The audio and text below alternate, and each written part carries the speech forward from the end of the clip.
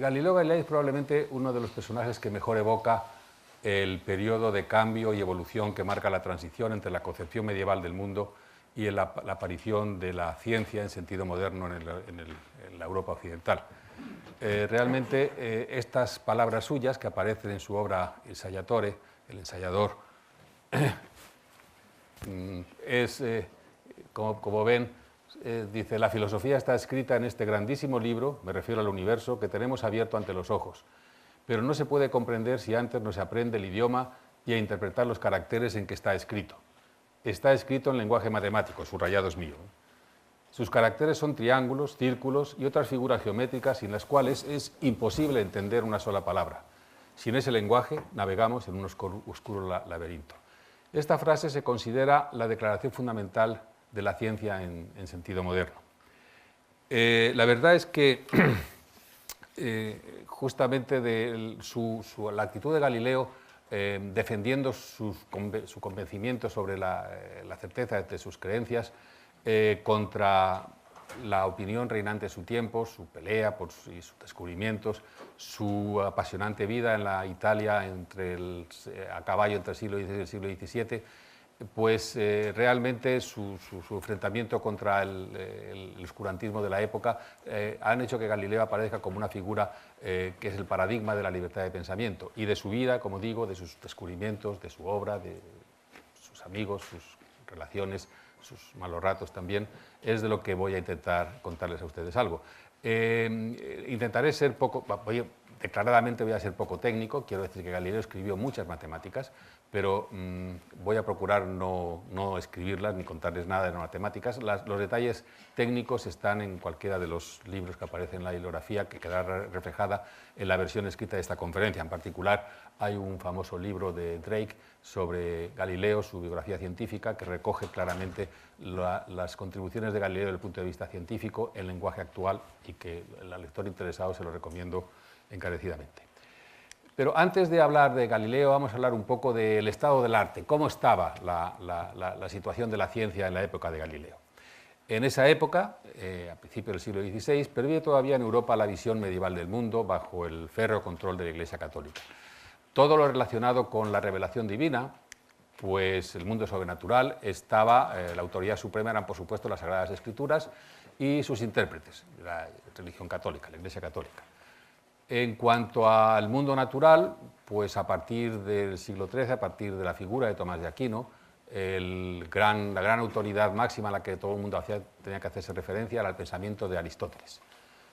Y bueno, realmente en las universidades de la época lo que se estudiaba era fundamentalmente la visión cosmológica de la naturaleza desde el punto de vista aristotélico, esencialmente la física, los 8 libros de la física de Aristóteles y los 4 sobre el mundo, y además los estudiantes de medicina tenían que leer los escritos de Hipócrates y sobre todo Galeno, el gran médico del siglo II después de Cristo, y la verdad es que apenas hacían uso de la práctica común de la medicina, sino directamente estudiaban en los libros exactamente qué es lo que tenían que hacer. Los estudios de filosofía eran los más apreciados y bueno, había una mezcla de tanto la teología cristiana como la filosofía aristotélica. Bien, la concepción aristotélica del mundo, las ideas sobre el mundo, la naturaleza que se tenía por entonces, como digo, están basadas en la idea de Aristóteles, fundamentalmente recogidos en su física y en su obra sobre el cielo. Para Aristóteles el universo es finito y eterno y está dividido en 2 mundos completamente diferentes. Uno, el mundo sublunar, el mundo que está sometido a cambio, el lugar donde ocurren los fenómenos mutables que podemos observar y que Aristóteles localiza entre el mundo, la Tierra y la Luna, y está todo él formado por combinaciones adecuadas de 4 sustancias fundamentales, 2 de ellas, la tierra y el agua, que tienen la característica de pesantez, y otras 2, el aire y el fuego, que tienen la característica de ligereza. A través de las distintas combinaciones de estas materias, un cuerpo es más o menos pesado y, por tanto, los cuerpos pesados, por definición, van hacia abajo, tienden a ir hacia abajo. Abajo es una dirección absoluta, no una dirección relativa, mientras que los cuerpos ligeros tienden a subir hacia arriba hasta encontrar su lugar natural en el universo, entonces están en reposo. Entonces, por supuesto que consecuencia de esto es que la Tierra, que es un cuerpo pesado, pues evidentemente tiene que ocupar el centro del universo. Si estuviera en otro lugar diferente, rápidamente caería hasta su lugar natural, que sería el centro del universo, el centro del mundo. Aristóteles también tiene una compleja idea sobre el movimiento. Cuando un cuerpo alcanza su lugar natural, el que le pone su composición, pues naturalmente se queda en reposo, y para salir de ese reposo hace falta una fuerza, hace falta una violencia para quitarle de ahí. Entonces el movimiento se traduce entonces en una interrelación entre el móvil que se mueve y el medio en que se desplaza. En particular, Aristóteles, que defendía que no existía el vacío, pero si un cuerpo estuviera en el vacío estaría absolutamente en reposo. Por otro lado está el otro mundo, el mundo supralunar o celeste, que está formado por una única sustancia que es inmutable y eterna, el éter o quinta esencia, y en él están todos los demás astros, que son, como digo, inmutables. En él la Tierra se halla en el centro del mundo y alrededor giran los demás astros, incrustados en una serie de hasta entre 47 y 53 esferas transparentes que están ahí colocadas, se mueven precisamente para poder explicar los movimientos observables cuando uno dirige la vista hacia arriba, pero los cuerpos celestes por definición no son graves, no pesan y por naturaleza se desplazan siempre en torno a la Tierra en órbitas circulares y con movimientos uniformes y eternos. Esa es un poco la visión cosmológica de Aristóteles, pero por otro lado hay que conciliar esa visión, esa interpretación cosmológica del mundo con los problemas de la vida real, de la determinación del tiempo, la determinación de fechas para la confección de calendarios, para la utilización de fechas para determinar cuándo hay que sembrar o cuándo hay que recoger las cosechas, para determinar la posición a través de la navegación y también, como no, para determinar las fechas de las efemérides religiosas. Los primeros en poner un orden en esa enorme cantidad de datos empíricos observables, como siempre, como casi siempre en nuestra civilización, fueron los griegos. Los griegos crearon una astronomía geométrica, que era una parte de la matemática, no una parte de la física, donde lo que hicieron es crear distintos modelos geométricos que no tenían ningún viso de ser realidad, simplemente eran artilugios ideales matemáticos para poder discernir sobre ellos, calcular y predecir y por tanto resolver los problemas que uno quería realmente resolver, a los que me he hecho referencia antes. No había ningún viso de tener que explicar cómo eran las cosas, no tenía nada que ver con la cosmología, eran simplemente para salvar las apariencias, como dicen los griegos, es decir, para explicar las situaciones y calcular y predecir las cosas que le interesaban. Así pues, la astronomía es la primera ciencia matematizada en el mundo real. Realmente los modelos astronómicos griegos pues, surgieron a partir de la escuela de Platón en el siglo IV antes de Cristo. El primero y que fue realmente bastante importante fue el de Eudoxo de Cnido, llamado modelo de las esferas, pero el modelo de Eudoxo es esencialmente geométrico, es un artilugio ficticio. Eudoxo no defendía que existieran las esferas cristalinas, inventa un artilugio sobre esferas para que con sus movimientos explicar las observaciones visibles y calcular cómo iban a ser en el futuro. Ese es el modelo que tomó Aristóteles, pero con la diferencia de que Aristóteles afirmó la existencia real de las esferas cristalinas en donde estaban incrustados los cuerpos celestes.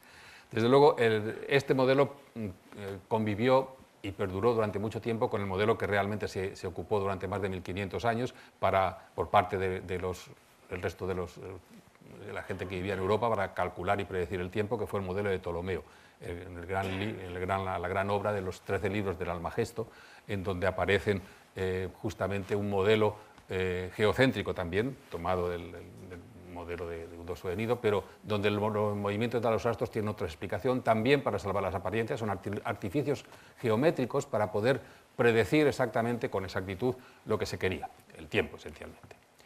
Bien, estos son algunos de los modelos geométricos de esta astronomía geométrica a la que he hecho referencia.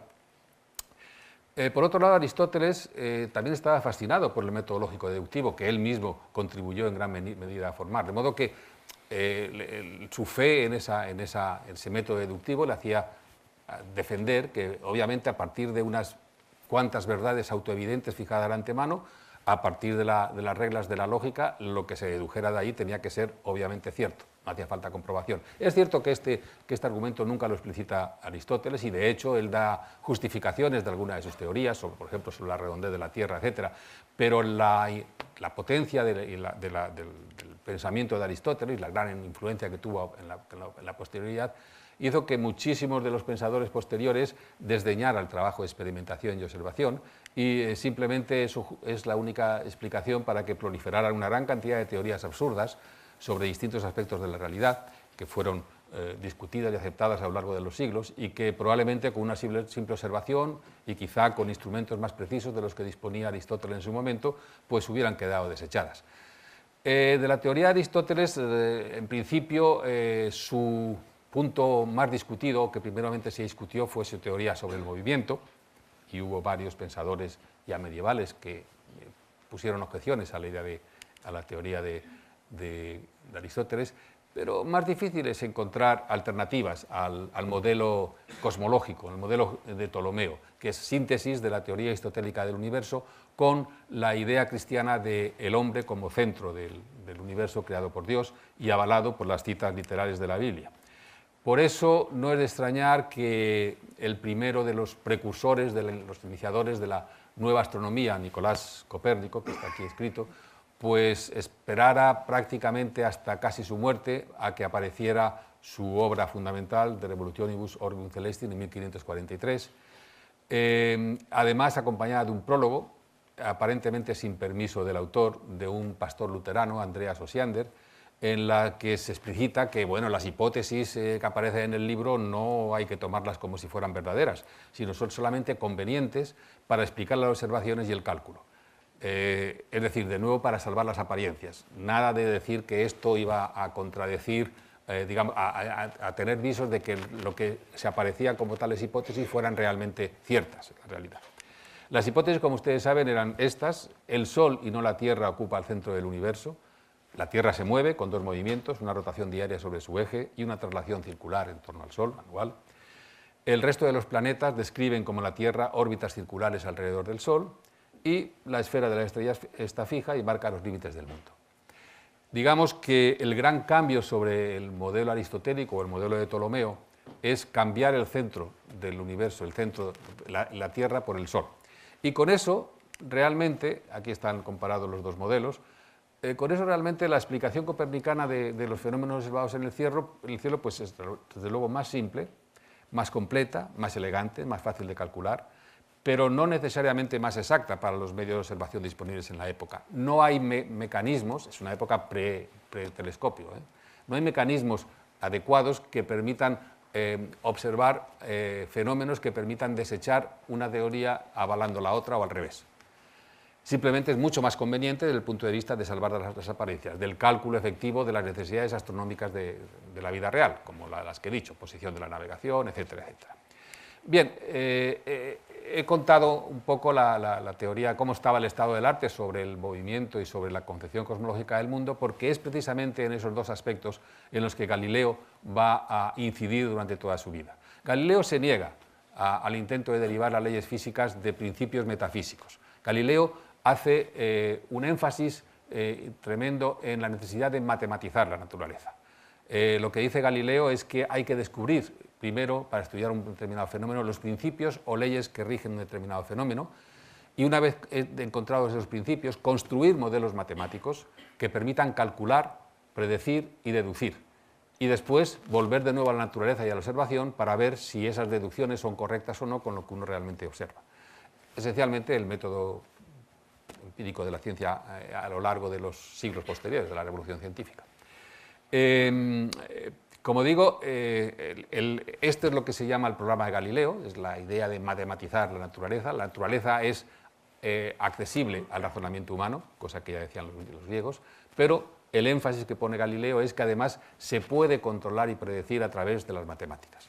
Esa es la gran aportación y a lo largo de toda su vida insistió en esta concepción realmente revolucionaria para la época de la ciencia. Es cierto que en esa época no solo Galileo es el gran iniciador de la revolución científica, no es el hombre que va a producir grandes cambios en la concepción de fenómenos como la concepción del universo o del movimiento. También en otros ámbitos de la ciencia se están produciendo una verdadera revolución. Por ejemplo, en la biología y en la medicina podemos citar a Andreas Vesalio, que es profesor de la Universidad de Padua, que bueno, pues, fue el primero en utilizar de manera sistemática la sala de disecciones para enseñar a los alumnos cómo era realmente el cuerpo humano y defender la necesidad de estudiar el cuerpo humano para conocerlo y poder después curar a los enfermos, en lugar de buscar las soluciones en las obras de los antiguos sabios griegos. Su obra de Humani Corporis Fabrica todavía se considera como una obra cumbre del dibujo científico, y la verdad es que si tienen ustedes ocasión de verlo en alguna biblioteca es una verdadera delicia contemplar los dibujos realizados por Vesalio sobre el cuerpo humano.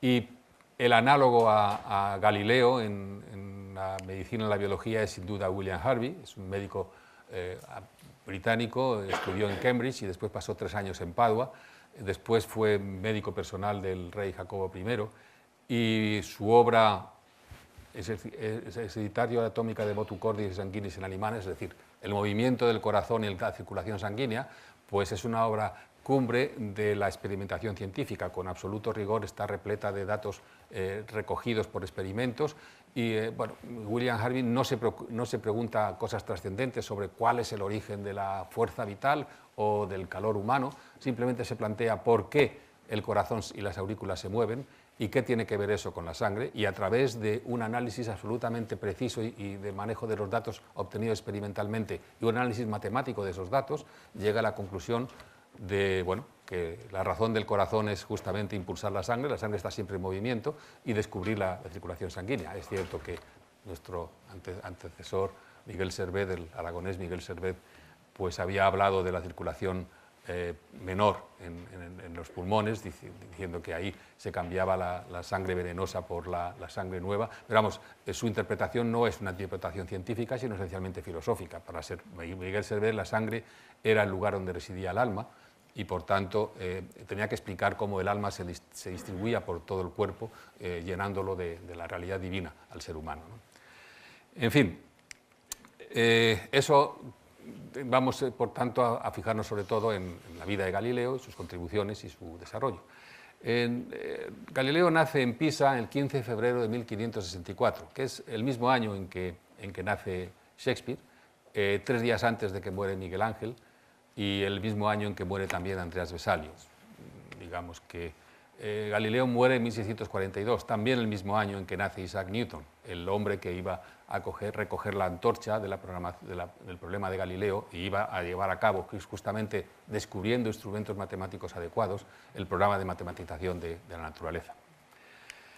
Su padre, Vincenzo Galileo, era un florentino y músico, y él se marchó a Pisa para primero dando clases de música y después trabajando en el negocio de comercio de tejidos, de la que después sería su esposa, Giuliana Manati, con la que se casó en 1562.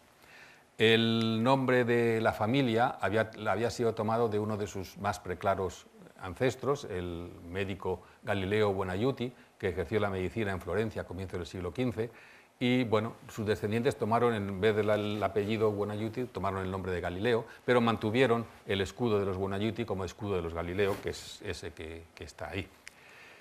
En 1572, Vincenzo, el padre de Galileo, regresa a Florencia con su mujer, y Galileo queda al cuidado de una familia amiga hasta 1574, donde tiene que, a los 10 años, recorrer toda Toscana para reunirse con sus padres en Florencia. Ingresa en el monasterio de Villamurosa, parece que incluso llegó a ser hasta novicio, pero su padre no podía costear los gastos de una educación religiosa, y además quería que su hijo pues tuviera la profesión de su famoso ancestro, medicina, que además de ser una profesión respetable, pues seguramente le iba a proporcionar abundantes ingresos. Y así Galileo va a Pisa para estudiar medicina en casa de uno de los amigos de sus padres en 1581. Pero donde se produce el gran cambio en la vida de Galileo, que está relatado por uno de sus mejores biógrafos, de los primeros biógrafos, Vincenzo Viviani, que fue un matemático famoso también, del que hablaremos después, pero que en los últimos años de la vida de Galileo vivió con él y recogió de viva voz los recuerdos que el viejo Galileo tenía de su juventud y los fue recopilando. Pues, como digo, Viviani relata que Galileo le dijo que su gran descubrimiento, su gran aparición ante un nuevo concepto en la vida fue en la primavera de 1583. Por entonces, la corte toscana tenía la costumbre de ir desde Florencia a Pisa, pasar allí desde Navidades hasta Pascua. Y bueno, con ellos iba la corte, en particular iba el matemático real, que en este momento era Ostilio Ricci, y que era conocido del padre Galileo. Entonces Galileo fue a hacerle una visita de cortesía y se lo encontró que estaba dando una clase de matemáticas para gente de la corte en un patio, explicando algunos de los resultados de Euclides, y Galileo quedó fascinado. Se quedó a escuchar la clase y volvió varias veces, de manera casi subrepticia, a ver lo que explicaba aquel señor, aquellos descubrimientos, aquellas cosas que le estaban fascinando. Se puso él mismo a estudiar los libros de Euclides y empezó a hacerse preguntas, y entonces ya se atrevió a preguntarle al matemático toscano, al matemático real, Ricci, pues algunas preguntas, y él inmediatamente se dio cuenta de la valía, valía como matemático del joven Galileo, y se ofreció a ayudarle. Por supuesto, le introdujo en el conocimiento de Arquímedes y de los clásicos griegos, y también pues decide hablar con el padre Galileo y decir: oye, mira, tu hijo realmente lo que quiere y para lo que está dotado es para matemático, y bueno, yo estoy dispuesto a ayudarle y a guiarle. Pero Vincencio se niega en absoluto, dice: hay muchísimos empleos para médicos y poquísimos para matemáticos, así que nada, que tiene que ser matemático, que es como se va a ganar la vida y nos va a ayudar a todos nosotros también, a la familia. Así que, bueno, en el curso 83-84 Galileo vuelve a Pisa, pero no estudia, no estudia medicina, no asiste a las clases de medicina y se dedica a estudiar y a completar sus estudios de todo su tiempo en las matemáticas. El amigo del padre donde vivía le avisa a su padre y dice: oye, tu hijo pues no va a las clases de medicina y a ver qué haces, de modo que Vincencio viaja a Pisa y seguramente el enfrentamiento con su hijo, la conversación fue bastante dura. Parece que le amenazó con retirarle la ayuda económica, que tendría que marcharse inmediatamente. Galileo le intenta convencer, le dice: bueno, déjame un año más, a ver si al final hago algo y tal. Total, que le permitió un año más de estudios, pero finalmente, en 1585, Galileo abandonó Pisa sin haber obtenido ningún título académico. Vuelve a su casa en Florencia con sus padres y vuelve a dedicarse fundamentalmente a su formación en matemáticas y a dar clases de lo que está viviendo. De esa época es la primera publicación de Galileo, que se llama La Balancheta. Es un primer texto manuscrito en donde hace una descripción muy precisa de una balanza hidrostática para determinar la aleación de dos metales, la composición y la proporción de la aleación de dos metales basado en la ley de la palanca de Arquímedes. Realmente parece que su motivación fue haber leído la famosa leyenda sobre la corona de oro del rey de Siracusa, que le plantea a Arquímedes: bueno, temo que mi joyero me haya engañado, no sé si la corona está solamente hecho de oro, ha metido alguna aleación con plata, etc. Y Galileo Arquímedes tiene que descubrir si es cierto o no, sin tener que destruir la corona, por supuesto. Lo hace utilizando las densidades diferentes del oro y la plata, bien pensando según la leyenda, la corona, y viendo que efectivamente si fuera de oro debiera pesar una cierta cantidad, mientras que si es de plata, calculando el volumen desplazado dentro de un recipiente de agua, pues debería pesar otra cosa, y descubre que efectivamente pues no era oro puro. Galileo lo que hace es, con la descripción de su balanza hidrostática, dar un método muy exacto para poder, utilizando exactamente técnicas de Arquímedes, de la palanca, poder determinar exactamente la proporción de aleación de dos metales en una mezcla cualquiera. Obtiene también resultados sobre centros de gravedad y empieza a cartearse con otros matemáticos de la época y empieza a destacar. La gente le empieza a conocer en la comunidad matemática y bueno, recibe una carta elogiosa de un matemático famoso de la época, el marqués Guidobaldo del Monte, de Pésaro, que fue uno de sus grandes apoyos. Galileo decide ganarse la vida con las matemáticas y en 1587 opta a la cátedra de las matemáticas de Bolonia, que había quedado vacante, y la verdad es que fracasa.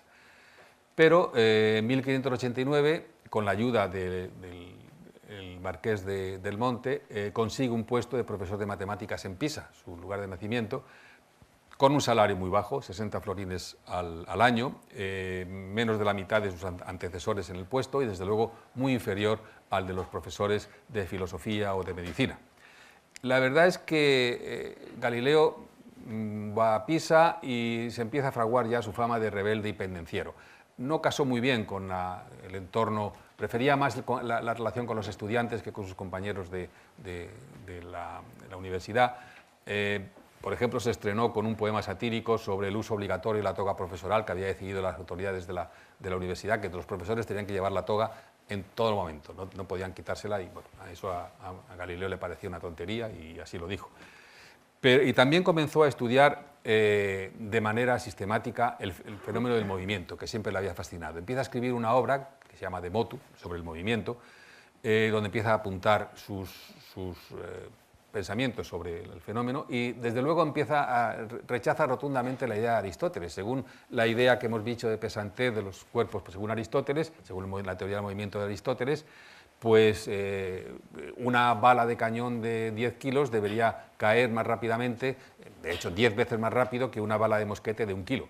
Y eso Galileo dice que eso no es verdad. Y comienza sus famosos experimentos en la Torre de Pisa, que durante mucho tiempo se pensó que eran una leyenda, pero están recogidos en la biografía de Viviani, a la que he hecho referencia, y Viviani dice que refleja exactamente lo que recordaba Galileo de sus vivencias a lo largo de toda su vida. Hace innumerables experimentos, incluso delante de los alumnos y profesores, en donde prueba exactamente eso. Él dice, bueno, yo tiro una bala según Aristóteles, una bala de 100 kilos desde 100 metros, 100 brazas de altura, dice él, debería recorrer apenas 10 brazas, llegaría al suelo, mientras que una bala de 1 kilo habría recorrido solamente una braza. Vamos a hacer el experimento. Yo digo que caen a la vez. Hace el experimento, efectivamente, y hay una ligera ventaja de la bala pesada. Llega a unos 4 o 5 centímetros antes que la bala pequeña, según dicen lo que dice Viviani en sus memorias. Pero Galileo dice, bueno, en lugar de decirme a mí que ves, te has equivocado por 4 centímetros, ¿por qué no le eché la culpa a Aristóteles de las 99 brazas en las que él realmente se ha equivocado? En fin, que efectivamente empieza a ser incómodo, porque la mayor parte de los físicos, de los científicos naturales de la época, realmente vivían de consultar las obras de Aristóteles y los antiguos como los verdaderos principios de autoridad. También hace muchos experimentos con planos inclinados para encontrar relaciones matemáticas entre el tiempo recorrido y los movimientos. Hay realmente en el De Motu no aparecen ese tipo de cosas, pero muchos de los experimentos que hizo Galileo en la época de Pisa aparecen recogidos en su obra póstuma, la obra sobre los Discorsi, que realmente le iban a producir bastantes problemas en su vida personal. Y uno puede leer allí realmente lo cuidadoso que fue Galileo para inventarse mecanismos que permitieran poder medir pequeñas variaciones de tiempo, que es lo que necesitaba, establecer la relación entre el tiempo y de caída de un móvil a través de esferitas de bronce sobre planos inclinados con cera, estudiar sus trayectorias, estudiar las diferencias de tiempo, las proporciones de tiempo, pero no había relojes adecuados en la época, y Galileo tuvo que inventarse montones de ingeniosos mecanismos para determinar pequeñas variaciones de tiempo que son realmente impresionantes. Realmente pesó el tiempo en alguna de sus invenciones. También comienza el inicio de la trayectoria de los proyectiles, pero en fin, los resultados no fueron demasiado satisfactorios porque no publicó De Motu, aunque, como digo, en su obra posterior de 1630, Los Discorsi, hay continuas referencias al trabajo que había hecho durante su estancia en Pisa. Lo que es cierto es que a través de este tipo de actuaciones, con esa combinación de observación, medida y demostración matemáticas, Galileo está sembrando las bases de lo que se considera el método experimental, el método científico actual.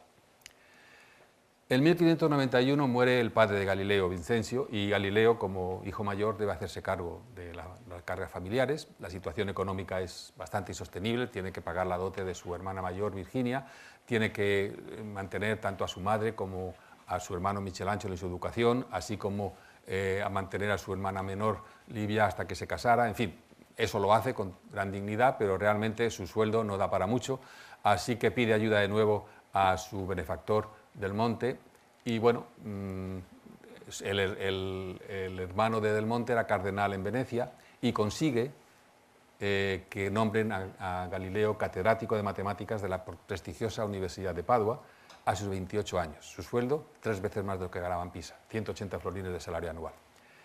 Pero el salto no solamente es cuantitativo, sino realmente cualitativo. La Universidad de Padua era una de las más prestigiosas universidades, no solo de Italia, sino de todo Occidente. Era la universidad más liberal de Italia. En ella se admitían estudiantes, y acudían a ella además estudiantes de todas las partes. Ya hemos dicho que William Harvey estuvo estudiando aquí. Y incluso los protestantes eran admitidos en Padua, con tal de que no exhibieran demasiado su fe en los actos públicos, ¿no? Y ahí es donde se incorpora Galileo, a la prestigiosa Universidad de Padua, creo que hay un sitio aquí, ahí delante si quiere, en 1592. Aparece, como digo, los primeros cursos son cursos sobre Euclides y astronomía de Ptolomeo. Galileo es una persona brillante, no solamente era brillante al exponer, sino que, según dicen los entendidos, su prosa italiana era magnífica. Y todo el mundo habla de eso precisamente, de que lo bien que escribe Galileo en italiano. Así que pues no es extraño que rápidamente tuviera muchos amigos dentro de la élite intelectual de la Universidad de Padua. Además, pues se dedica a asesorar a los constructores de barcos del próximo arsenal, famoso arsenal de Venecia, y escribe en 1593 en italiano, para que todo el mundo lo pueda utilizar, un libro que se llama Tratado de Mecánica, que se considera el primer texto moderno de mecánica. En él aparece por primera vez la formulación matemática de los principios generales, de las leyes de la palanca, poleas, etcétera, que rigen los fenómenos de las máquinas. Al mismo tiempo, como consecuencia del libro, como subproducto, escribió un tratado sobre fortificaciones y también un artilugio para regar a grandes superficies de agua, de tierra.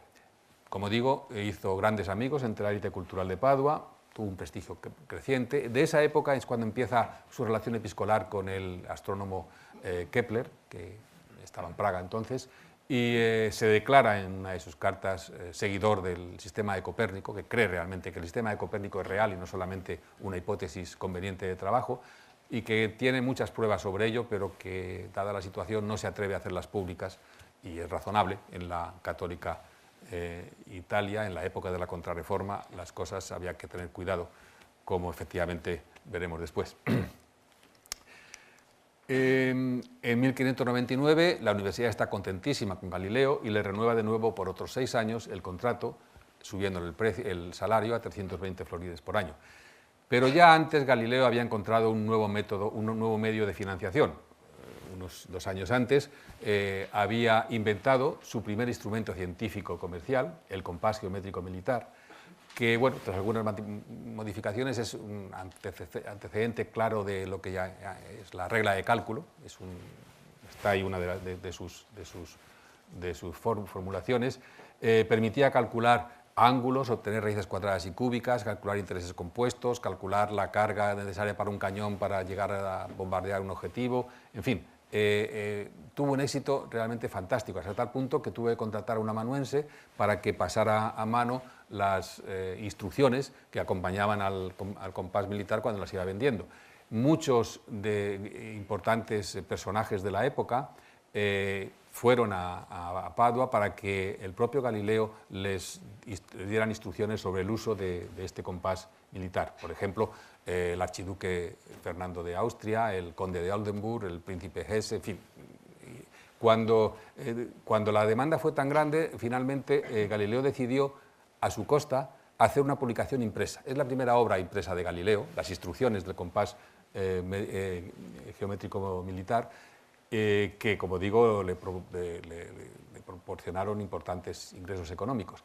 El libro se lo dedicó al que iba a ser heredero del Gran Duque de Toscana, el Cosme de Médicis, que, por otro lado, Galileo había sido tutor suyo, había sido estudiante de Galileo como preceptor de matemáticas de Cosme. Ya estaba preparando un poco el camino para su propio crecimiento profesional.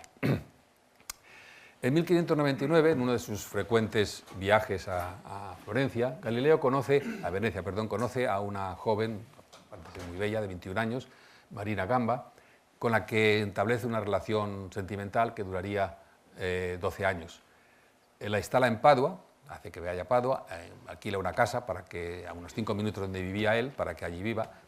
eso no era nada raro. Los profesores universitarios en esa época en Italia normalmente no se casaban. Por supuesto que tenían relaciones con señoras, pero no se casaban y además no tenían tampoco, sus casas muchas veces se alquilaban para estudiantes distinguidos, como los que acabo de citar, el archiduque Fernando de Austria, el heredero del ducado de Toscana, Cosme II, etcétera, porque alquilaban habitaciones en la propia vivienda del profesor donde estaban esas personas para poder recibir directamente sus enseñanzas. De modo que no es extraño que en la casa de los profesores no vivieran las concubinas o las parejas sentimentales.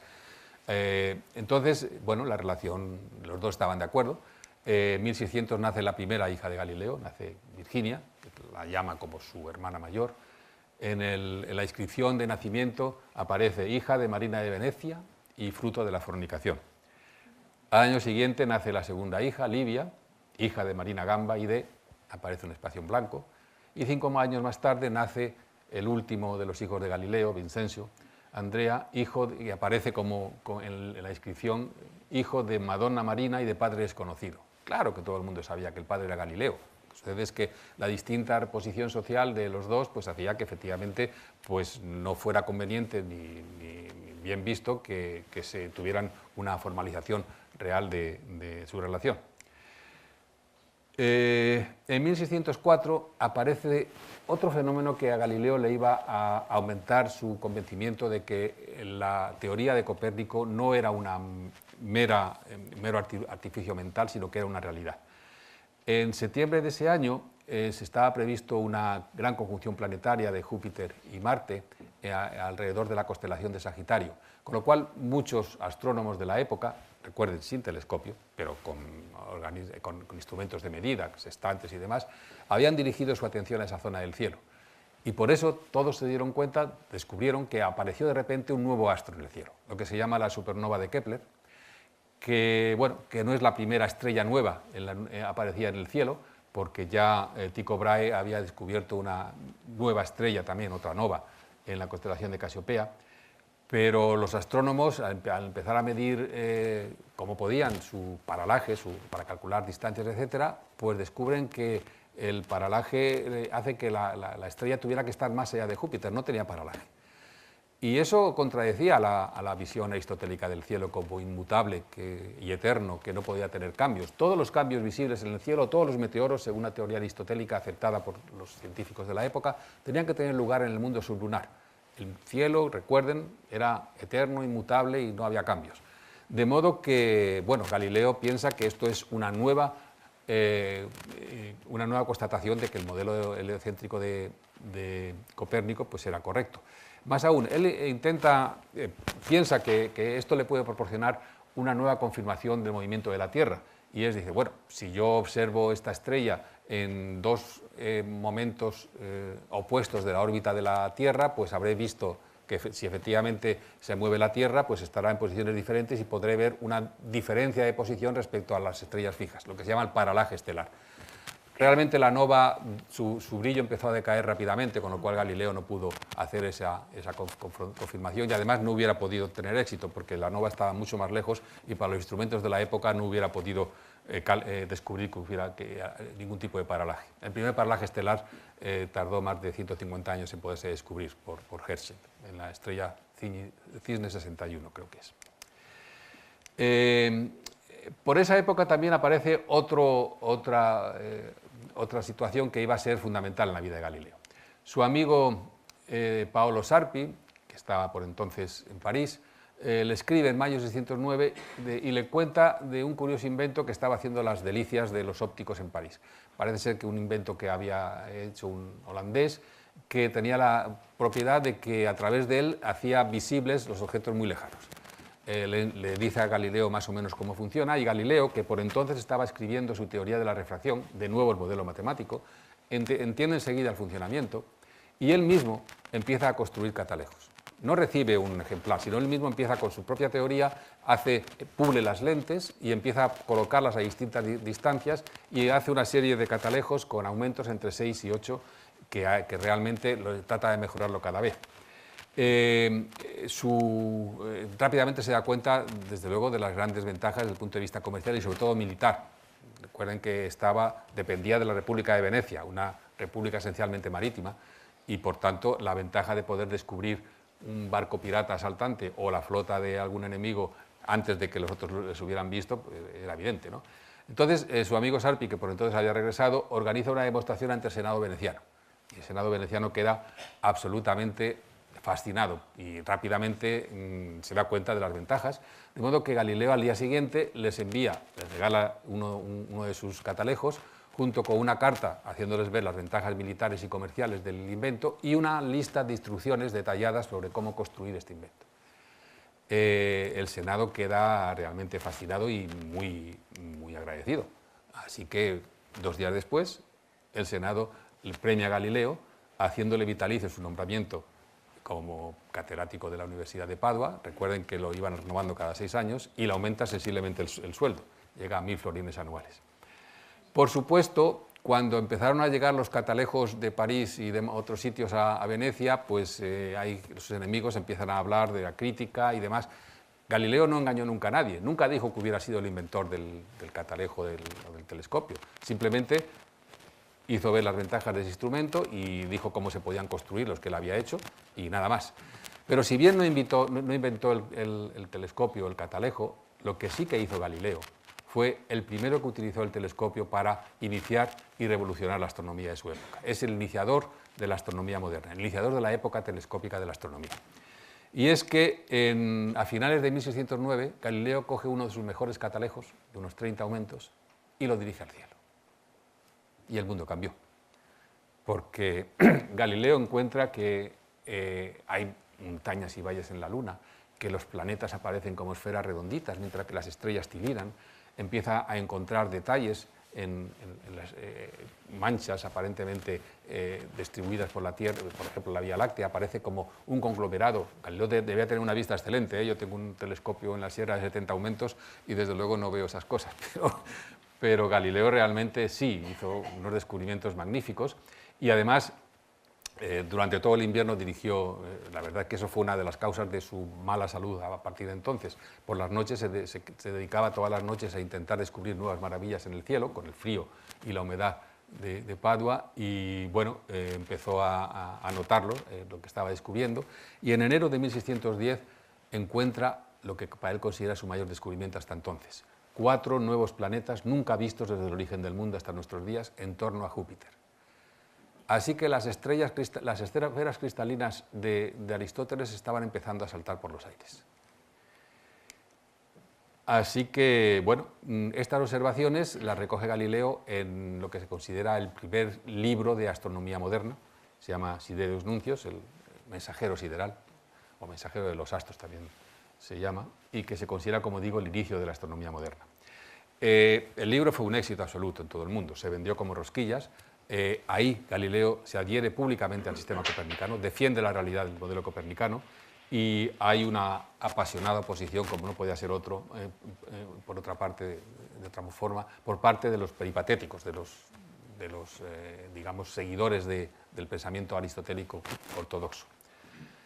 El Sidereus Nuncios está dedicado al gran duque de Toscana, Cosme II, que por entonces ya era duque porque su padre había muerto ese mismo año, el archiduque, el duque Fernando I. Y bueno, Galileo incluso le dice, bueno, yo había pensado incluso llamar a estos astros nuevos astros cósmicos por el nombre de Cosme, pero Cosme le dice, no, hombre, no, eso es un poco demasiado. Y al final dice, bueno, pues les voy a llamar astros o planetas mediceos, por la familia Médicis, estos eran los duques de Médicis, los Médicis, y entonces llama astros mediceos a las lunas de Júpiter en su honor. Y le envía un telescopio para que pueda comprobar, junto con un ejemplar de su libro, pueda comprobar el propio Cosme las maravillas que dice que había descubierto en el cielo.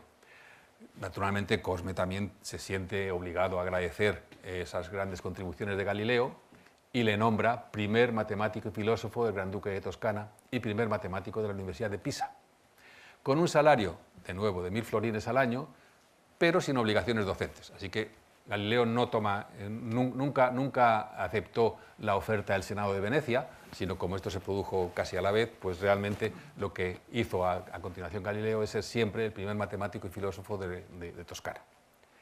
Y volvió a Florencia, claro. En septiembre de 1610, Galileo abandona definitivamente Padua para instalarse en Florencia para el resto de su vida. Tras él quedan lo que llamó, desde los recuerdos lejanos de su vejez en Arcetri, los 18 años más felices de mi vida, como os digo, recordó más tarde en Arcetri. Cuando abandona Padua, con él se lleva a sus dos hijas mayores, Virginia y Livia, y mientras que Vincencio se queda al cuidado de su madre, que bueno, hay aquí distintas versiones entre los biógrafos de Galileo. Algunos dicen, y parece lo más razonable, que quedó al cuidado de su madre, que se casó poco, ya terminó la relación con Galileo, se casó con otra persona de su propia condición social, un artesano famoso, Bertolucci de nombre, que parece ser que bueno, mantuvieron siempre muy buenas relaciones. Galileo siguió mandando dinero a Marina Gamba, e incluso Bertolucci le proporcionaba lentes de las famosas fábricas de Murano que estaban cerca de Venecia para sus trabajos de óptica a Galileo. Hay otra versión de otros biógrafos donde dice que, bueno, que Galileo rompió la relación con Marina Gamba y dejó a su hijo al cuidado de otra Marina Bertolucci, hasta que volvió con él también a Florencia. No sé cuál de las dos versiones era cierta. Lo que sí es verdad es que digamos, el intento de Galileo de legalizar a su hijo, como hijo suyo de verdad, a Vincencio, tuvo que esperar hasta 1619, cuando había muerto Marina Gamba. Es decir, parece ser que efectivamente esta primera versión es la correcta, porque esperó a la muerte de Marina Gamba para poder legalizar a su hijo. En cualquier caso, las dos hijas de Galileo tenían un origen extramatrimonial y no era concebible que pudieran casarse con alguien de la misma posición social que Galileo, así que Galileo piensa que lo mejor para defenderlas de los peligros del mundo es meterlas monjas. Y bueno, eran muy jóvenes todavía, 10 u 11 años, pero bueno, Galileo insiste y consigue que las acepten primero en el museo de San... ¿cómo se llama? Convento, perdón, gracias, de San Mateo, muy cerca de Florencia, en Arcetri. Y bueno, y finalmente pueden tomar sus votos poco después. Las dos hijas toman los hábitos. La primera tomó el nombre de Sor María Celeste y la segunda tomó el nombre de Sor Arcángela. Sor María Celeste, la primera de ellas, mantuvo siempre una relación epistolar entrañable y llena de respeto y de amor con su padre. La mayor parte de sus cartas, que se conservan, probablemente viajaron en alguna bolsa llena de frutas o mermeladas o delicias del convento, o de ropa planchada, porque se dedicaba, cuando estaba su padre en Florencia, a plancharle las camisas y a coserle los cuellos, etcétera. Y su padre también la contestaba de manera súper cariñosa, atendiendo siempre que podía las demandas de las necesidades del convento, que realmente vivía en una pobreza tremenda. Y lo que sucede es que se conserva la mayor parte de las cartas de Sor María Celeste a su padre. Pero las cartas de su padre a Sor María Celeste, pues probablemente, cuando ella murió en 1634, la superiora del convento las descubrió y, aterrada, casi seguro que las destruyó o las quemó, porque por entonces Galileo era una persona altamente sospechosa de herejía y, bueno, como una superiora de un convento podía tener documentos de una persona que podía ser condenada como hereje, ¿no? De modo que queda solamente la mitad de este diálogo, que se ha convertido en un monólogo, y a través de él hay un libro precioso que está traducido al castellano, de Dava Sobel, que se llama La hija de Galileo, editorial Debate, 1999, donde recupera un poco la vida de Galileo a través de la correspondencia de las cartas de su hija. Y se lo recomiendo a todos porque es realmente una obra muy interesante. Así pues, Galileo se instala en la corte de Florencia como matemático ducal y sigue haciendo sus descubrimientos astronómicos. Hace otros descubrimientos que le siguen afirmando cada vez más su convencimiento sobre la realidad del modelo copernicano. Descubre fases en Venus análogas a las de la Luna, lo que piensa él que es una demostración clarísima de que Venus también se mueve en torno al Sol y no en torno a la Sierra. Por supuesto, de nuevo hay críticas y burlas contra él, y de modo que escribe esta frase, dice: muy atrevido debe ser el que quiere contradecir sobre cosas que nunca ha visto a quien la ha visto miles de veces, porque la gente decía, eso son ilusiones ópticas que se inventa Galileo a través de su instrumento mágico y tal. Cansado de todo ese tipo de polémicas, Galileo decide ir a donde está la verdadera autoridad, a Roma, para intentar defender la verdad de sus convicciones y sus descubrimientos. Y efectivamente el duque Cosme acepta sufragar que se vaya, y que además le sufraga el viaje, y llega en marzo de 1611. Recibe un el recibimiento es absolutamente fantástico. El mismo Galileo está sorprendido y el marqués Giuliano del Monte, del que hemos hablado antes, que estaba en Roma, escribe a Cosme diciendo: estoy seguro que si estuviéramos en la época de la antigua Roma, erigirían una estatua en su honor en el Capitolio. Porque efectivamente es recibido en el Colegio Romano, el feudo de los jesuitas. Su director era Christopher Clavius, el que había participado fundamentalmente en la reforma del calendario a partir del Concilio de Trento. Los jesuitas ya conocían los telescopios, alaban y corroboran las observaciones, con lo cual Galileo piensa: estos me van a apoyar en mi defensa del copernicanismo. Nadie habla la interpretación de las observaciones, nadie habla del copernicanismo. Pero lo que sí es cierto es que el inquisidor general Roberto Bellarmino había pedido previamente un informe a la Inquisición sobre las actividades de Galileo y en principio el informe es positivo, porque parece ser que tiene el apoyo de los astrónomos profesionales jesuitas.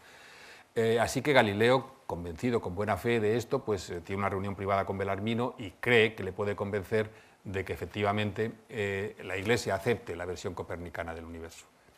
Bellarmino siempre le trató a Galileo con deferencia y absoluto respeto, pero no soltó prenda. De todas formas, la Inquisición anotó a Galileo por su apasionada defensa de sus convicciones, por si acaso podía ser fuente de problemas en el futuro, como efectivamente así fue.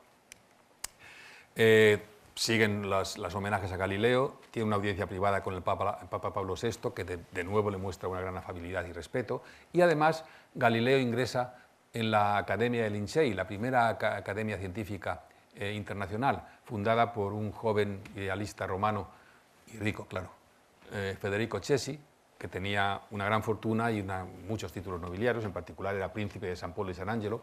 Era una institución que el propio Cesi quiso que fuera absolutamente independiente de cualquier universidad o de la Iglesia, formada por hombres absolutamente libres, sin ningún tipo de cortapisas. Su enseña, el lince, tomado como emblema, muestra, con su aguda vista, ¿no?, pues intenta mostrar la gran deferencia que tenía la institución por la observación de la naturaleza, y siempre congeniaron inmediatamente, tanto Galileo como Cesi. Siempre fue un amigo leal y realmente le apoyó en todo lo que pudo mientras estuvo vivo, en todas las situaciones que tuvo Galileo difíciles.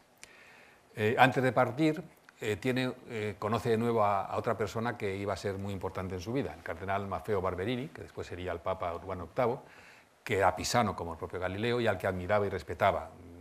A lo largo de su vida hizo muchísimas declaraciones de respeto hacia Galileo, por ejemplo esta que está aquí: ruega al Señor que os cuide, porque los hombres de valía como vos merecen vivir mucho más tiempo por el bien de todos. Bueno, al final las cosas cambiaron. En abril de 1611 vuelve a sus observaciones astronómicas y determina con precisión el periodo de los satélites de Júpiter. Hay 4 eclipses diarios, entonces Galileo piensa que eso es un reloj cósmico, lo piensa usar como reloj cósmico que pudiera servir precisamente para resolver uno de los grandes problemas de la época, la determinación de la longitud. Es decir, la latitud era muy fácil por la altura del Sol, pero la longitud hacía falta un reloj preciso que supiera exactamente el tiempo transcurrido desde que el barco móvil se había movido desde el meridiano central, ¿no?, que se tomaba como referencia. Incluso inventó un aparato que se llama, que era una especie de casco con un anteojo puesto delante del ojo para determinar la posición de Júpiter, pero claro, en un barco en movimiento, probablemente con nubes y con poca visibilidad, el mecanismo era realmente muy poco útil. Sin embargo, en tierra y con buena visibilidad es extremadamente preciso, y de hecho fue utilizado la utilización de los satélites de Júpiter para desarrollar gran parte de la cartografía de todo el Mediterráneo a lo largo de la segunda mitad del siglo XVII, hasta que se inventó un reloj suficientemente preciso. En 1612 observa el Sol proyectando la imagen que tenía a través del telescopio sobre una lámina de papel y descubre, algo que no solamente él descubrió, él había descubierto, otros habían descubierto también, que en el Sol había manchas. Y las manchas además se movían, lo que parecía indicar un movimiento del Sol giratorio como el que Copérnico decía que tenía la Tierra. De modo que pensaba que de nuevo era otro nuevo argumento en favor de la teoría copernicana. Intenta, bueno, manda una serie de notas a la Academia de Lincei, pero por esa época también aparece un manuscrito de otro jesuita, esta vez alemán, con el seudónimo de Padre Apeles, que habla también sobre las manchas lunares y solares, y dicen que estaban producidas por las sombras en el Sol, producido por un enjambre de pequeñas estrellas, pero que no estaban en el Sol. Galileo hace cálculos y prueba que las manchas están a una altura infinitesimal sobre el Sol, así que tienen que estar sobre el Sol, y hay una nueva polémica. De modo que esto hace que poco a poco, sobre todo los jesuitas, Galileo empieza a ser tomado como el mayor defensor de la concepción copernicana del mundo y se crean nuevos adversarios. Así que pensaban utilizar nuevas armas sobre Galileo, nada menos que la bomba atómica, la Biblia.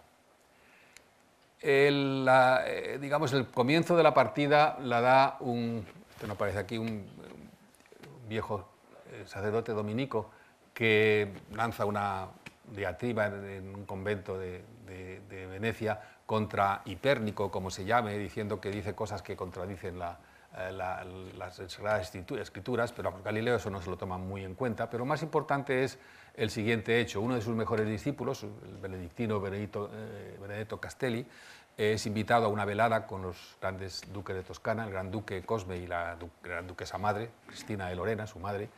Y bueno, en la velada se hablan de muchas cosas. Y bueno, uno de los profesores asistentes dice que las afirmaciones del Copérnico pues contradicen claramente a las enseñanzas de la Sagrada Escritura, y cita concretamente esta cita del libro de Josué, el capítulo 10. Dice: y él dijo a la vista de Israel: Sol, detente sobre Gabaón, y tú, luna, en el valle de Ayalón. Y el sol se detuvo y la luna se paró, hasta que la gente se hubo vengado de sus enemigos. ¿No está esto escrito en el libro de Yaser? Así pues, el sol se detuvo en medio del cielo y no se dio prisa en bajar durante casi un día entero. El movimiento de la Tierra aparece de esta manera, sin con una interpretación literal de esta cita, y otras que se pueden recoger en las Sagradas Escrituras, pues contrario a las Escrituras. Eso produce una gran preocupación a la gran duquesa, que era ferviente católica. Se lo pregunta a Castelli, y Castelli sale como puede, tal, pero le transmite inmediatamente la preocupación a Galileo. Galileo se siente más o menos seguro, vamos, está aceptado, ha sido recibido por el Papa, está aceptado por los jesuitas, etcétera, pero bueno, entonces, de todas formas, decide hacer un escrito al propio Castelli diciéndole su concepción de lo que significa la controversia posible entre ciencia y fe.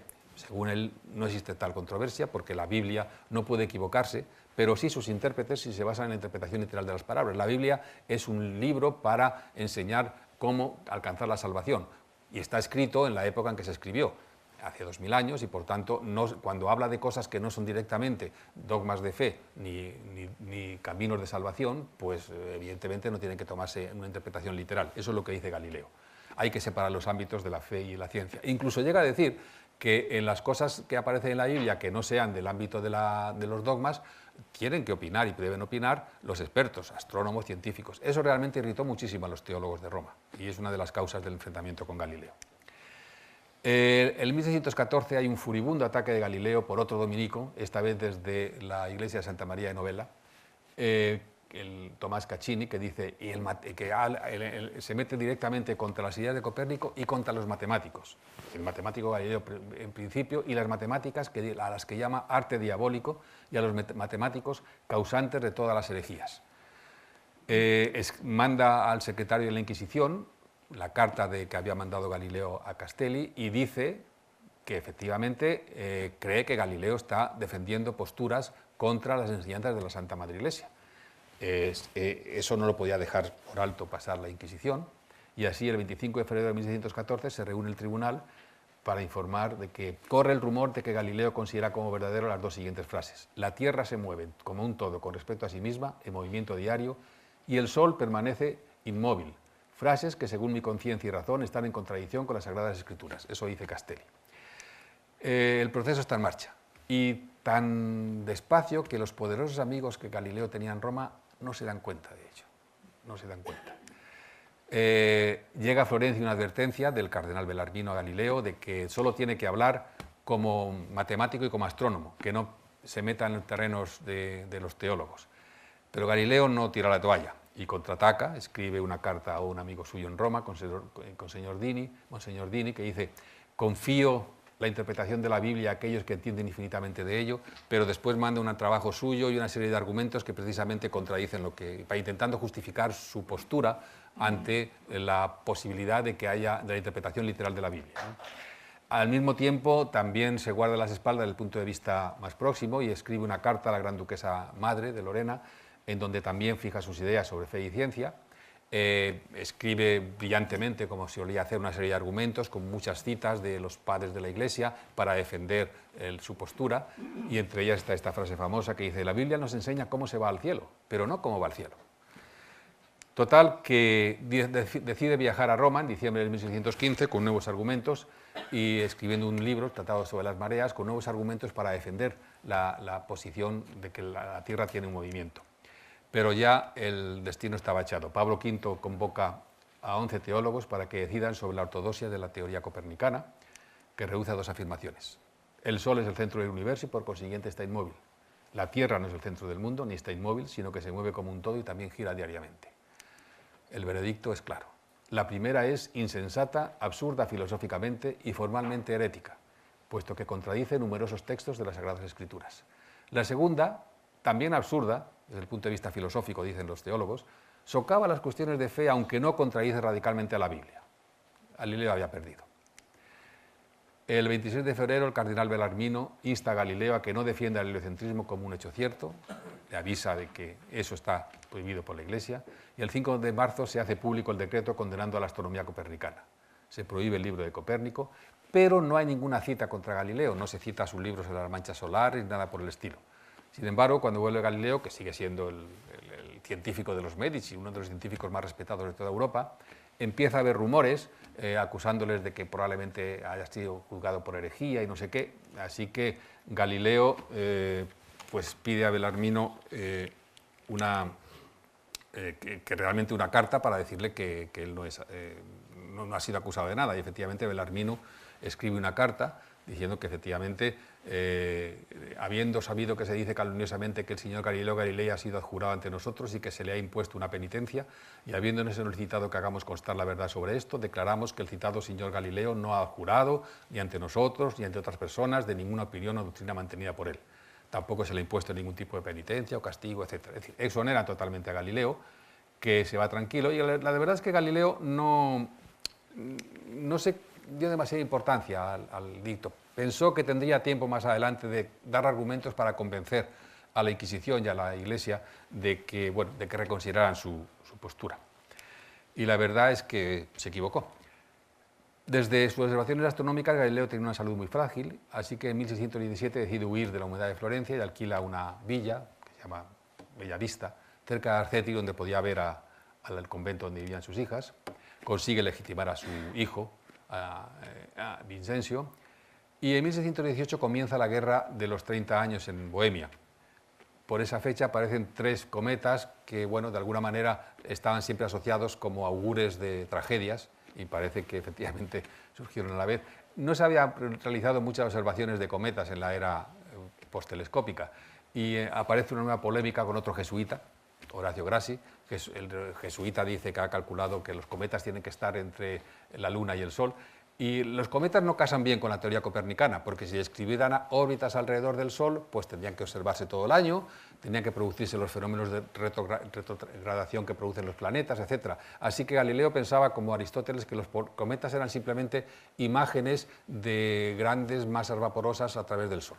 Pensaba que no tenían existencia como cuerpos solares. Ahí estaba equivocado, pero así que hay una polémica con los jesuitas, pero no puede dedicarse mucho tiempo porque hay una serie de fenómenos. Muere su madre, su patrono Cosme II, el cardenal Bellarmino, el Papa Pablo V, él es nombrado académico de Florencia, etc. De modo que hay una serie de fenómenos sociales en su entorno que le impiden realmente tomarse tiempo para hacer una buena contestación a eso. Finalmente su trabajo está listo en 1622, y el príncipe Cesi, el presidente de la Academia Lincei, se encarga de pedir el imprimatur otorgado por el censor de la Inquisición. Y cuando está a punto de imprimirse, de repente aparece otro fenómeno importante. Muere el Papa y resulta elegido el amigo y admirador de Galileo, Maffeo Barberini, que toma el nombre de Papa Urbano VIII. Cesi detiene inmediatamente la impresión y pide una nueva dedicatoria del libro, que aparece con el escudo del Papa, de las abejas, las 3 abejas, que es el escudo de los Barberini, y la dedicación al nuevo Papa.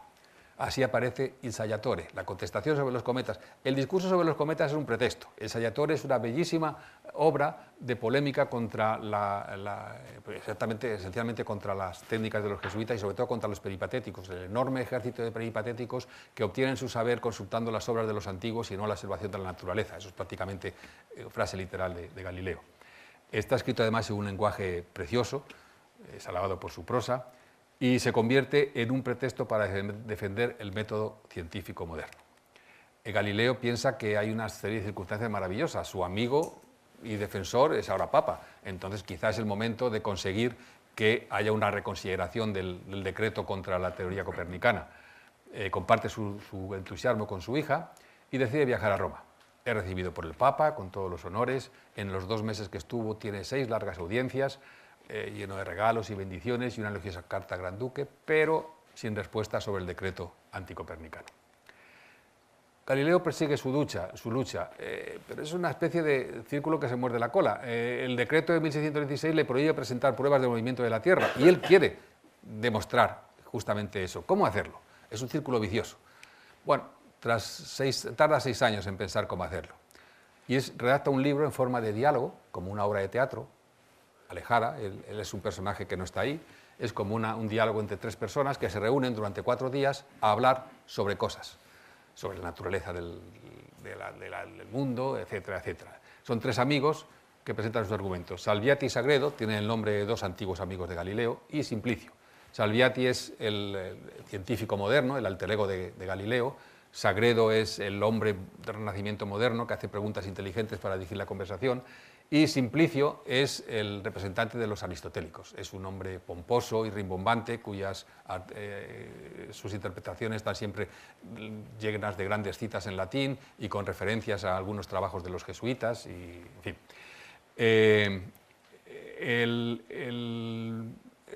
Intenta conseguir el imprimatur, pero bueno, las cosas son complicadas. Porque, claro, la defensa de la teoría de Copérnica está prohibida por la Iglesia. Entonces, seguramente imbuido por lo que el propio Galileo le escribe, el Papa dice, bueno, de acuerdo, pero que se incluya que el único fin de este trabajo es que se quiere demostrar a los no católicos que en Roma se conoce perfectamente la doctrina de Copérnico y que la prohibición de la misma no es fruto de la ignorancia. Bueno, el libro se publica con un largo título, pero que se conoce fundamentalmente con el nombre de los diálogos de los 2 máximos sistemas del mundo. Y bueno, hay un éxito en todo el mundo, hay testimonios de alabanza en Italia y fuera de Italia. El pobre Simplicio es bombardeado a lo largo de 4 días del diálogo por una serie de sagaces argumentos contra las tesis aristotélicas de la inmutabilidad de los cielos, su teoría del movimiento, argumentos a favor de los 2 movimientos de la Tierra. En fin, es un alegato a favor del método del sistema de Copérnico. La salud de Galileo empeora, decide mudarse a Arcetri y alquila una villa muy cerca de donde viven sus hijas, que se llama El Gioiello, la joyita, el nombre es bastante significativo. Y bueno, ahí decide seguir trabajando. Pero claro, en Roma las cosas van cambiando. Muere el príncipe Cesi y el Papa, que por entonces empieza a ser acusado de nepotismo y corrupción, ahí tiene problemas políticos, necesita apoyos. Y los apoyos tienen que venir de los jesuitas. Así que, bueno, los jesuitas se encargan de convencerle de que el diálogo es una tomadura de pelo. Resulta que le ha prohibido a Galileo que defienda el copernicanismo y el diálogo es un insulto, es una alabanza escandalosa de Copérnico incumpliendo las instrucciones. El mejor amigo de Galileo se convierte en su peor enemigo. Y así, en 1632, el Papa se irrita profundamente a la vista del informe de que Galileo puede haber incumplido sus instrucciones, y ordena que Galileo, que tiene entonces 70 años y está enfermo, se persone inmediatamente en Roma para responder. Si no va, lo llevará encadenado. Galileo parte el 20 de enero de 1633 y se aloja en la embajada de Toscana. Tiene lugar el primer interrogatorio y ahí surgen las actas secretas de la reunión con Belarmino en 1616, que según esas actas le había dicho a Galileo que no debía sostenerla como verdadera de ningún modo, ni enseñarla ni defenderla de palabra por escrito. La doctrina de Copérnico se entiende. De no ser así, se actuaría contra él en el Santo Oficio. queda recluido en los aposentos de la Inquisición, hay nuevos interrogatorios, entonces Galileo se achanta de alguna manera y dice que probablemente argumentos a favor de la falsa doctrina, que era mi intención refutar, estaban expresados de tal modo como si se hubiesen calculado más para forzar a la convicción por su fuerza que para ser fácilmente disueltos. Es decir, si yo no quería defender esa postura, lo que quería era dar argumentos para que, bueno, pero finalmente refutar la postura copernicana. Galileo miente, pero se está defendiendo su vida. Por otra parte, otro sobrino del Papa, Francesco Barberini, también miembro de la Academia Linceo y gran admirador de Galileo, quiere intentar quitar hierro al asunto. Galileo sigue siendo uno de los científicos más famosos de toda la cristiandad. Y el propio comisario de la Inquisición, Vincenzo Maculano, que también era astrónomo, está de acuerdo, no quiere que se le vaya de las manos el juicio y pretende llegar a un acuerdo. Habla con Galileo y dice, bueno, acepta que te has equivocado y vamos a ver si conseguimos una reconvención ligera y podemos acabar con el asunto así. Galileo lo intenta y bueno, dice que efectivamente se ha equivocado, ofrece escribir dos capítulos más del diálogo en donde se defendería la postura de que el Sol está inmóvil, etc. Galileo está defendiendo su vida, ¿no? Entonces, bueno, está dispuesto y también el inquisidor Maculano está dispuesto a aceptar eso, pero ni los enemigos de Galileo, con los jesuitas a la cabeza, ni el propio Papa está dispuesto a aceptarlo. Para conseguir el perdón, Galileo debe abjurar, maldecir y renegar en nuestra presencia de los errores cometidos. Y así es. Galileo tiene que adjurar delante de un jurado con 10 inquisidores, solamente 7 de los 10 jueces firmaron la sentencia, y el diálogo es prohibido y se ordena la reclusión formal de Galileo. El diálogo estaría prohibido hasta 1835, estaría en el índice prohibido. Pero vamos, se vendía como rosquillas, hubo ediciones piratas por todos los sitios porque era un libro que absolutamente deseado por todos los científicos de Europa. El cardenal Barberini consigue que Galileo pase a custodia del arzobispo de Siena. Allí va Galileo y recibe permiso finalmente para retirarse a su villa, todavía como arresto domiciliario, lo que provoca una gran alegría por parte de su hija, Sor María Celeste. Pero en 1634, su amada hija, Sor María Celeste, muere de disentería. Es un durísimo golpe para Galileo, que apenas puede levantar cabeza. Solo se dedica a rezar y a permanecer en su casa. Pero en agosto empieza de nuevo a trabajar en un nuevo libro, la última obra, la obra cumbre, la obra que se considera fundacional de la física moderna, que es el discurso y demostraciones en torno a dos nuevas ciencias. Las ciencias son la dinámica y la teoría de materiales. De nuevo tiene la forma de diálogo, los viejos tres amigos se reúnen para hablar sobre distintos problemas. Durante los 2 primeros días habla de la naturaleza de la materia, la fractura, de la deformación. Aparece la primera disquisición matemática sobre la naturaleza del infinito, aparecen también discusiones sobre la velocidad de la luz, argumentos llenos de datos experimentales muy precisos, con elegantes argumentos matemáticos. Pero lo que se considera la parte más importante de la obra es el día 3, que se está dedicado al movimiento. Ahí se recogen resultados de la obra de Motu que había hecho en Pisa, con ingeniosos experimentos, aparece la técnica de descomposición de movimientos, se calcula la trayectoria de los proyectiles, se prueba que la trayectoria de una bala sería una rama de parábola y no un arco de circunferencia, como se pensaba, etc. En toda la obra aparecen constantes llamadas a la necesidad de matematizar la naturaleza. Hay frases como esta: quien quiera responder a cuestiones de la naturaleza sin ayuda de los matemáticos, emprende lo irrealizable. Los discorsi aparecieron en 1638 y, como digo, fueron dedicados a un embajador francés en Roma, que es el que se encargó de publicarlos. Hay un prólogo de Galileo donde aparentemente manifiesta su sorpresa porque se hubiera publicado su obra, ya que me había propuesto no exponer ante el público ningún otro de mis trabajos. Galileo sabía perfectamente, lo había mandado él precisamente al embajador francés. El final: Galileo se queda primero ciego del ojo derecho, pierde la vista totalmente el ciego total, y recibe en su casa como ayudante, como he dicho, a Vincenzo Viviani, que es otro matemático, y después a Evangelista Torricelli. El 8 de enero del 42, Galileo empeora y muere, acompañado por Viviani, Torricelli, su hijo Vincenzo, el párroco y los 2 representantes de la Inquisición, que tenían que dar fe de que efectivamente Galileo había muerto sin abandonar su domicilio.